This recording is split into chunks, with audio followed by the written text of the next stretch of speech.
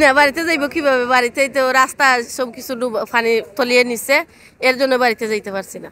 বাড়িতে তো যাইলেই অনেকদিন ধরে আমার বাবুর স্কুল বন্ধ হয় নাই, প্রাইভেট বন্ধ হয় নাই, সপ্তাহ মিলাই আমি বাড়িতে যাই নাই।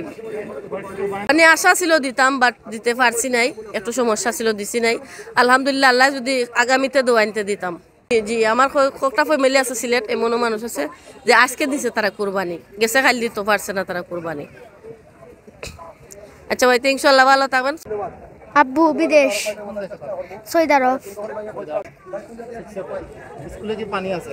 একলা। অভিজ্ঞতা সাঁতার জানো? 2 বছর আগে। এখন পর্যন্ত পেটুবুকে কিচ্ছু খাইছি না। দোকানপাট খোলা না, এরপরে বন্যার লাগে মানুষের দোকানও খোলা না। বেচালার তো এ কারণে আমরা এখন পর্যন্ত উপাস আছি, বুঝছেন? রান্না করা নাই, এরপরে কিছু নাই, খাবার নাই, আগুন ধরে না, পানি সব কিছু পানি। তারপরে যতরপুর এটা অবস্থা অনেক খারাপ। আমি এখন আইছি, সাইকেল দিয়েছি। সাইকেল দেওয়ার পরে আমার সাইকেল শুদ্ধা একবার সাইকেলের পার্টস সহ নষ্ট হয়ে গেছে। আর এরপরে মানুষের তো দেখলাম তো মানে জোর মাঝে ইট বান্ধা, চকির মাঝে ইট দিয়া মানুষের চলাফেরা করে, তাহের খারাপ লাগে।